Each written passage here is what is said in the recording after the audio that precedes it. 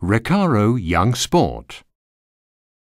Only the correctly installed child safety seat offers optimum protection for the little passenger. The mounting of RECARO Young Sport with a 3-point safety belt is very simple.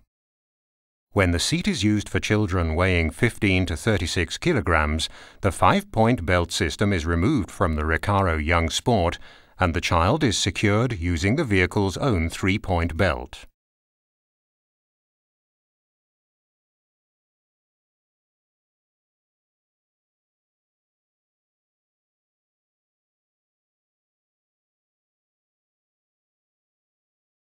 Make sure that it audibly snaps into place.